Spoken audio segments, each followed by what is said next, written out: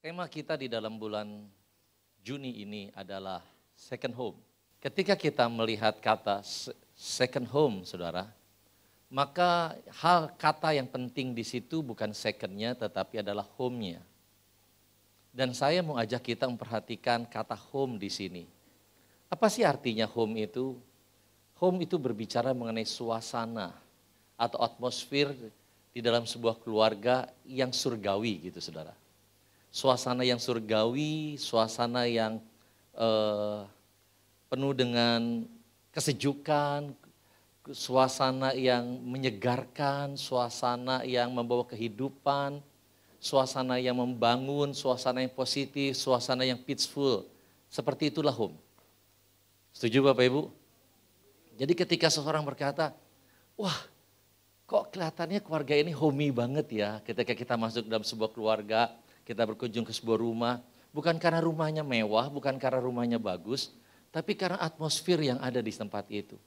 Kita merasakan kok kayak keluarga ini kok kayaknya ceria ya, kok keluarga ini kayaknya penuh peaceful ya, kok keluarga ini kelihatannya asik banget gitu. Ada kehidupan di dalamnya. Kita merasa dibangun ketika kita berinteraksi di dalam keluarga itu. Itulah home, saudara. Nah, hal yang saya mau sampaikan adalah begini. Seperti apa suasana atau atmosfer di dalam sebuah rumah, sebuah keluarga, itu sangat ditentukan oleh budaya yang ada di dalam keluarga itu. Sangat kental sekali. Jadi saudara, oleh karena itu hari ini judul yang saya berikan di dalam khotbah hari ini adalah Cultures in Home, budaya dalam sebuah keluarga. Sebab ternyata bahwa budaya itu sangat penting sekali Bapak Ibu. Contoh, ketika sebuah keluarga, budaya yang ada di dalam keluarga itu tidak saling menghormati. Anak kurang ajar sama orang tua suka ngutukin anaknya, suami istri caci maki. Akibatnya saudara, suasana di dalam keluarga itu pasti bukan suasana yang surgawi. Mungkin nerakawi gitu kira-kira. Gitu saudara ya. Saudara, atau mungkin salah satu budaya yang lain di dalam keluarga yang dimana mereka tidak saling peduli. Saling cuek bebek, lu gue gitu kira-kira. Enggak ada saling nyapa di dalam keluarga. Kalau ngobrol pun, kalau ngomong pun itu hanya karena ada kebutuhan aja. Ya sejauh yang dibutuhkan aja, lagi butuh duit, butuh mau makan atau apa, ya cuman just hanya karena ada kebutuhan. Saudara, keluarga itu saling gak peduli satu sama yang lain ketika ada yang susah. Gak ada seorang pun di dalam keluarga yang peduli, yang mau membantuin dia. Ketika ulang tahun, jangankan ngerayain, ucapin aja enggak. Saudara, tentunya gak enak kita hidup dalam sebuah keluarga seperti itu, bukan? Itu bukan keluarga yang homey, saudara. Dan akibatnya kita temukan ketika ada sebuah keluarga, budaya yang dibangunnya itu seperti contoh-contoh yang tadi. Enggak sedikit anak-anak enggak betah di rumah. Mereka lari dari rumah, akibatnya jatuh dalam pergaulan bebas. Atau perselingkuhan terjadi. Bahkan perceraian terjadi dalam pernikahan. Itu akibatnya ketika sebuah keluarga dibangun oleh budaya yang salah. Saya bersyukur saudara hari ini kalau di tempat ini, di gereja ini, sebagai keluarga rohani, sebagai second home, bagi banyak dari antara kita. Ketika saudara beribadah, saudara disambut dengan welcome sekali oleh para pelayan jemaat. Betul saudara? Disambut dengan hangat sekali.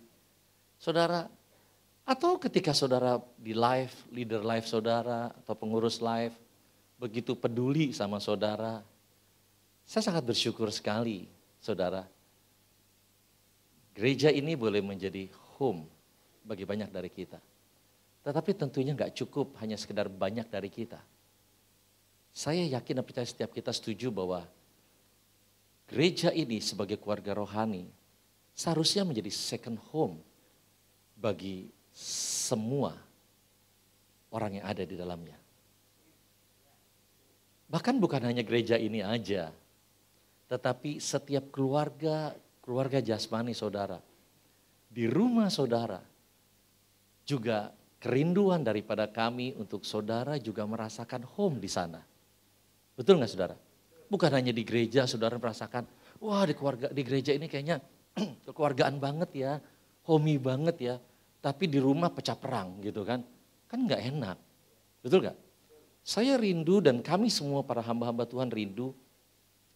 Baik di gereja ini maupun di rumah saudara mengalami home. Oleh karena itu saudara, nggak cukup hanya para pelayan jemaat atau para leader life atau gembala life atau pengurus life. Tetapi semua dari kita, katakan semua. Semua dari kita harus memperhatikan budaya yang dibangun di dalam gereja ini dan di dalam rumah kita masing-masing. Supaya apa? Ya tentunya supaya gereja ini sebagai keluarga rohani, keluarga jasmani saudara yang ada di rumah-rumah kita masing-masing, semuanya menjadi home bagi semua kita. Amin saudara? Yang setuju katakan amin. Oke. Tepuk tangan, jangan ragu-ragu. Oke, saudara, Efesus 2 ayat 19 sampai 20 berkata demikian. Demikianlah kamu bukan lagi orang asing dan pendatang, melainkan kawan sewarga dari orang-orang kudus dan anggota-anggota keluarga Allah yang dibangun di atas dasar para rasul dan para nabi dengan Kristus Yesus sebagai batu penjuru. Saudara, dari ayat firman Tuhan ini kita temukan bahwa sebuah keluarga, baik itu jasmani maupun keluarga rohani, gereja lokal, akan menjadi sebuah keluarga yang home bila dibangun di atas dasar Kristus Yesus. Setuju saudara? Tanpa dibangun di atas dasar Kristus Yesus, gak ada bisa keluarga yang bisa menjadi home. Gak ada saudara. Mereka boleh bangun rumah mewah, gedung yang mewah, tetapi home tidak ada di dalamnya. Apa itu home? Tadi yang saya bilang, suasana. Amin saudara? Nah, di dalam konteks khotbah hari ini, pengertian dibangun di atas dasar Kristus Yesus, yaitu adalah sebuah keluarga untuk bisa menjadi home, harus dibangun di atas dasar budaya kerajaan Allah. Oke? Nah, saudara ada dua budaya kerajaan Allah. Pertama adalah budaya hormat.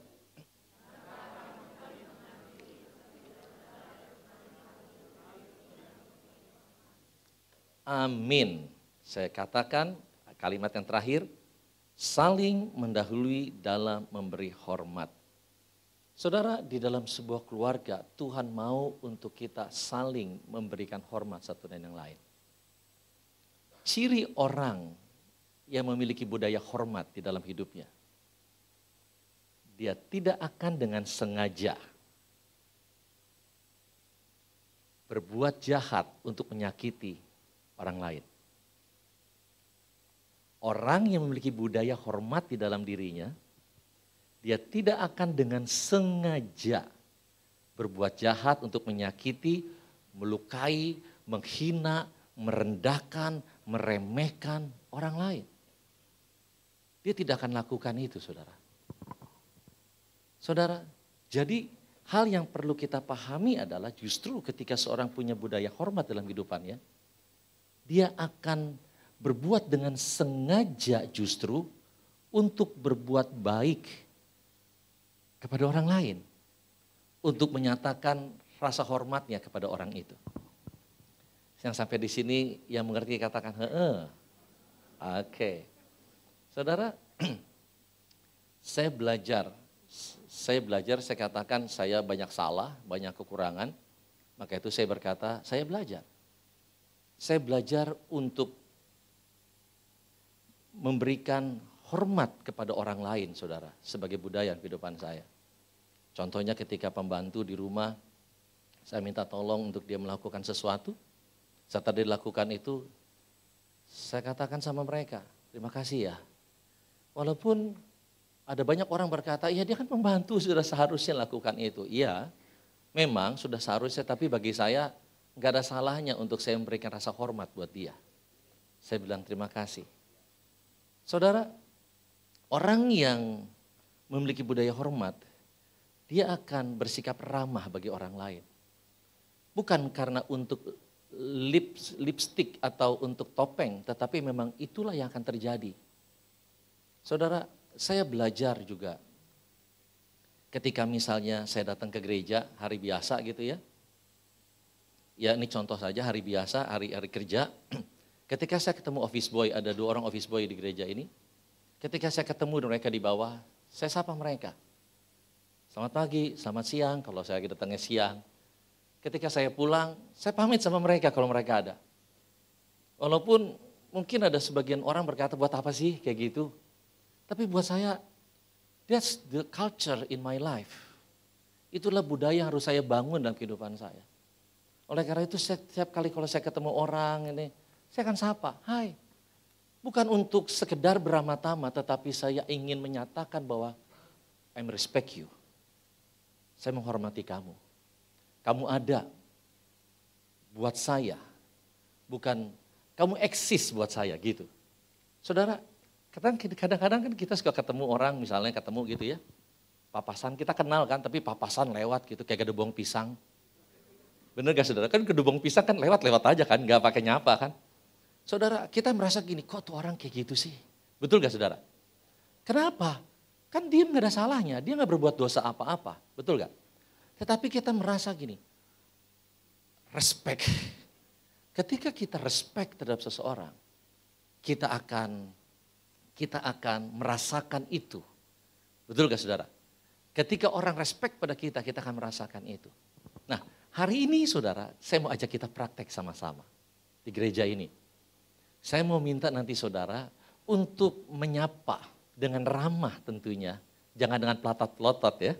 Dengan ramah untuk orang-orang di depan dan di belakang saudara. Karena di kiri kanan biasanya sudah kenal. Entah itu istri, entah itu suami, entah itu apa. Tetapi yang di belakang, di depannya, saudara sapa dengan berkata gini, hai selamat pagi, sebutkan nama saudara. Oke? Hai selamat pagi, sebutkan. Tuhan memberkati atau apa aja yang lain. Mulai hari ini, ketika saudara pulang di tempat parkir, saudara ketemu kan kenal nih jemaat nih tahu ya. Jangan lewat aja, jangan lewat aja gitu. Yuk saya pulang duluan ya, kayak gitu. Mau gak saudara? Pas datang pagi, datang ketemu pas masuk gereja, udah ketahuan kan mau masuk gereja mah sama-sama nih mau ke sini kan. Jangan masuk gereja diem aja kayak gitu, tapi hai selamat pagi, selamat beribadah, yuk. Mau gak kayak gitu saudara? Bener nih, mau gak? Mau gak? Pak, kan gak jelas. Udah jelas saudara mau masuk pintu gereja kan sama-sama nih, pintunya kan cuma satu kan. Udah mau sama-sama arahnya ke sana, udah ketahuan dong mau ke gereja kan. Kalau di depan pinggir jalan mah jangan saudara, kan kita gak tahu siapa. Ya kan terpikirnya centil amat nih orang, ya gitu kan. Jangan juga gitu kan. Nah oke saudara ya. Nah oke. Jadi kalau kita mau keluarga kita, gereja, keluarga jasmani di rumah kita menjadi home, kita harus bangun budaya hormat. Setuju? Ya. Tetapi satu hal yang perlu kita pahami bahwa budaya hormat dimulai bukan daripada bibir. Iya. Budaya hormat juga tidak dimulai daripada tindakan. Tetapi budaya hormat dimulai daripada hati. Artinya begini, ketika hati kita bermasalah, sakit hati, kecewa, benci sama seseorang, kita sulit untuk bisa menghormati dia. Betul gak? Bahkan kita kayaknya pengennya ngerendahin dia, menghina dia, nyakitin dia, betul ya? Jadi gak bisa masalah di hati ini. Yang kedua adalah begini, masalah hati adalah tinggi hati. Kesombongan, merasa diri lebih hebat, merasa diri lebih baik, merasa diri lebih pinter, merasa diri lebih bisa. Itu juga gak bisa menghormati orang lain, betul gak saudara? Orang yang merasa diri lebih, biasanya kepalanya susah nunduk, betul gak? Betul gak saudara? Sedangkan budaya hormat selalu diekspresikan dengan sikap apa? Betul gak saudara? Jadi kalau kita mau membangun budaya hormat di dalam keluarga kita, dimanapun kita berada, entah di gereja juga, kita harus belajar mengerti mengenai submission, penundukan diri. No submission, no respect. Di dalam keluarga, suami harus belajar menundukkan diri kepada istri, walaupun kita adalah kepala. Kita menundukkan diri bukan karena terpaksa, walaupun kita berkata, kan gue kepala. No, iya kita kepala betul, tetapi bukan berarti lalu kepala itu nggak bisa menundukkan diri. Pilihan buat diri kita masing-masing, betul gak saudara? Walaupun kita kepala, kita suami, kepala keluarga, kita bisa belajar menundukkan diri kepada istri kita. Istri apalagi, betul gak saudara? Anak terhadap orang tua, demikian pun juga di gereja. Ketika setiap orang belajar menundukkan diri atau memiliki sikap hati yang beres, gak tinggi hati tetapi rendah hati, maka di gereja itu akan selalu ada budaya respect di situ. Di rumah di mana kita berada juga akan selalu ada budaya respect di situ. Dan ketika budaya respect ada di dalam keluarga jasmani kita, di dalam gereja, home akan ada dimanapun kita berada. Di gereja ini menjadi second home, di rumah kita menjadi first home. Amin saudara. Budaya yang kedua adalah peduli. Galatia pasal yang ke-6, bila kita mempunyai kesempatan untuk melakukan hal yang baik terhadap setiap orang, lakukanlah itu. Tetapi berikan perhatian khusus kepada orang yang ada di dalam keluarga seiman. Jadi saudara, yang namanya namanya peduli itu selalu ada wujud nyatanya. Betul gak saudara? Peduli itu selalu ada wujud nyatanya. Gini, ciri yang pasti yang akan ada di dalam seseorang yang memiliki budaya peduli di dalam dirinya, dia pasti akan memberi. Dia memberi perhatiannya, dia memberikan waktunya, dia memberikan kasihnya, dia memberikan tenaganya, dia memberikan kepandaiannya, dia akan memberikan uangnya, dia akan pasti memberi. Betul apa betul saudara? Ada nggak orang yang peduli, kita bilang gini, orang itu peduli banget sama gua, tetapi dia tidak memberi apa-apa. Gak pernah perhatiin kita, gak pernah ada waktu buat kita. Sehingga kan selalu ada orang berkata gini, kamu gak peduli banget sih sama saya. Kenapa? Karena dia gak pernah kasih waktunya, dia gak pernah kasih perhatiannya. Betul gak sih saudara? Apalagi duitnya, ya enggak gitu kan. Jadi orang yang peduli pasti memberi. Yang setuju katakan amin. Bila 1, 2, 3 katakan orang yang amin. Jadi saudara, kalau kita ingin memiliki budaya peduli, kalau kita ingin membangun budaya peduli di dalam diri kita, di dalam keluarga kita, keluarga di rumah, keluarga di gereja, maka kita harus mengerti, memberi adalah suatu hal yang harus kita lakukan. Sebab kita tidak akan pernah bisa menjadi orang yang peduli tanpa kita memberi. Saya mau ajak kita sampai di sini dulu sepakat. Sebab ada orang bilang kayak gini kan, gue sayang sama lu. Tetapi orang bilang kayak gini, gombal. Kenapa? Karena cuma ngomong doang. Gak ada wujud nyatanya. Setuju enggak saudara? Saya sampai di sini dulu sebelum saya masuk lebih dalam lagi. Setuju enggak bahwa orang yang peduli pasti memberi? Ketika orang tidak memberi bagi kita, memberi waktunya, perhatiannya, kita berkata orang itu gak pedulian. Khususnya gak peduli sama saya. Setuju saudara sampai berangkat di sini? Oke. Saudara, hari ini saya mau ajak untuk kita maju lebih dalam lagi. Di dalam keluarga kita butuh sekali untuk kita saling melayani.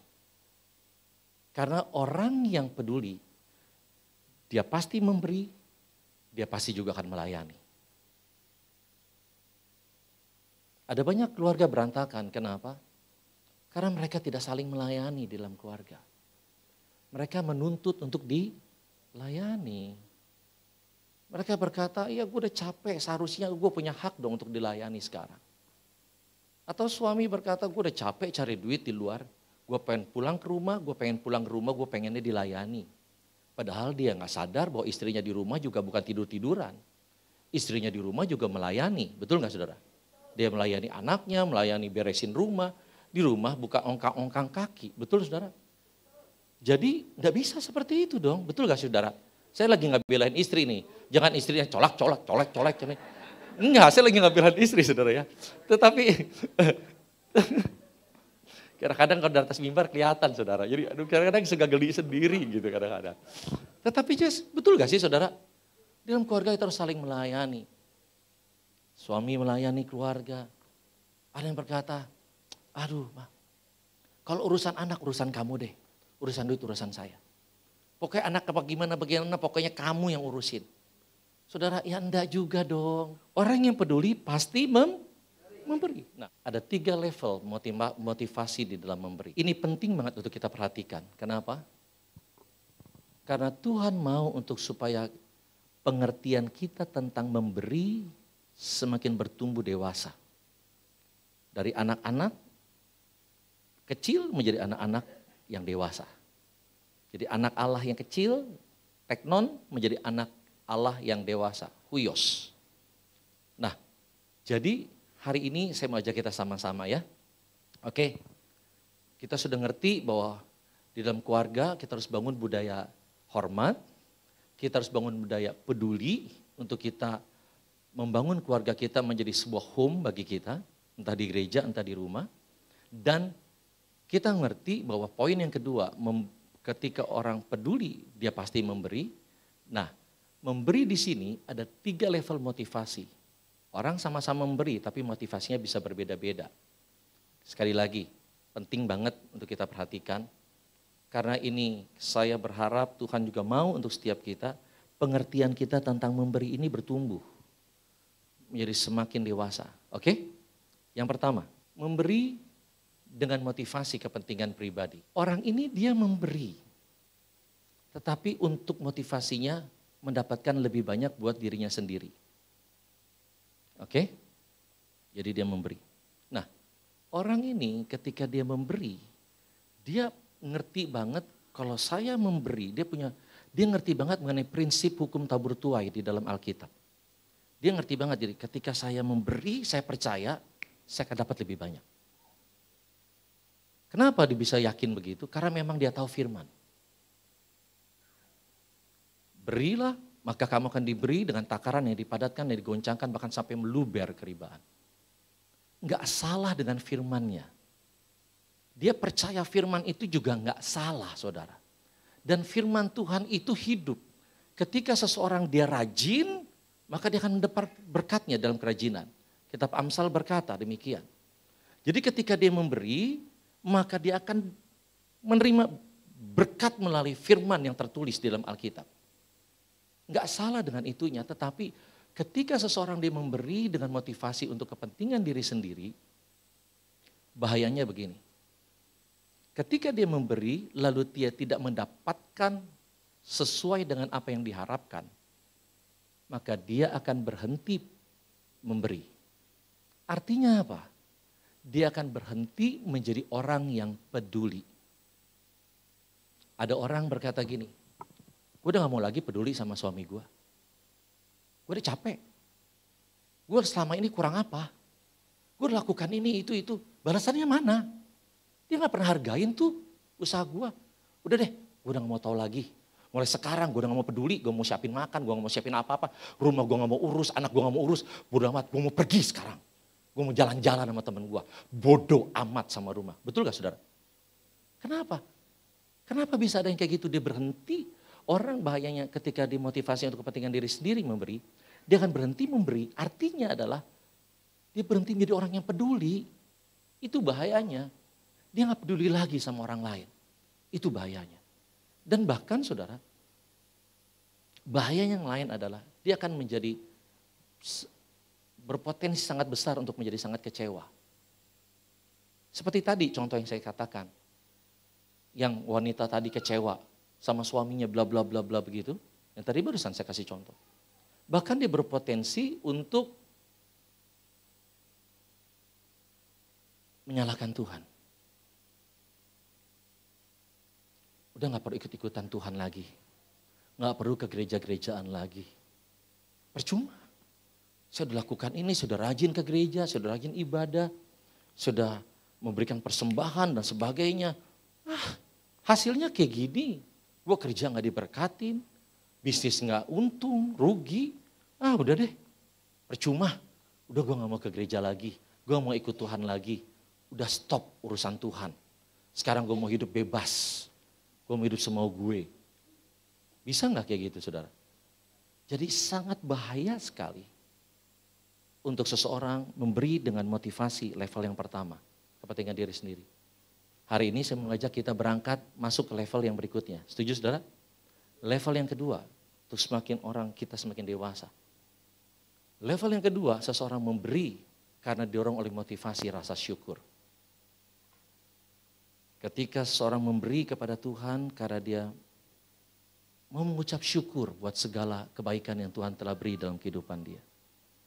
Dia memberi bagi orang tuanya karena juga dia mau mengucap syukur buat apa yang orang tuanya sudah lakukan buat dia. Dia tahu dengan memberi dia tidak pernah bisa membalas apa yang Tuhan telah lakukan buat dia. Dengan memberi buat orang tua dia juga tahu dia tidak pernah bisa membalas apa yang orang tuanya telah lakukan buat dia. Dia tahu itu. Dan juga dia memberi bukan karena keterpaksaan, bukan karena kewajiban, bukan karena keharusan. Tetapi orang di level ini dia memberi karena ada rasa syukur dalam hatinya. Lebih baik mana yang pertama, yang kedua? Yang kedua. Betul gak saudara? Yang kedua hal yang baik. Tapi saudara ada level yang lain, yang ketiga adalah seseorang memberi dengan motivasi untuk kepentingan kerajaan Allah. Di dalam level ini, seseorang dia memberi karena dia sadar bahwa Tuhanlah pemilik dan penguasa atas segala sesuatu yang ada pada dia. Oleh karena dia sadar bahwa Tuhan adalah pemilik dan penguasa segala sesuatunya, maka dia mengerti dalam hatinya. Oleh karena itu sudah sepatutnya lah saya memberi kepada Tuhan. Karena Tuhan mempunyai semuanya. Sudah sepatutnya saya memberi kepada Tuhan, artinya adalah kita gak bisa langsung kasih ke Tuhan kan. Tetapi kita memberi untuk kepentingan kerajaan Allah di muka bumi ini. Apa itu kepentingan kerajaan Allah di muka bumi ini? Pekerjaan pelayanan Tuhan yang Tuhan kerjakan melalui gerejanya untuk menyelamatkan sebanyak mungkin orang, untuk memenangkan sebanyak mungkin jiwa, untuk memuridkan sebanyak mungkin orang, hingga amanat agung itu boleh terselesaikan. Jadi saudara, ketika seseorang dia memberi, dia mengerti bahwa itu adalah untuk kepentingan kerajaan Allah. Saudara, jemaat gereja mula-mula, mereka memberi dengan motivasi hal ini. Mereka memberi untuk kepentingan kerajaan Allah.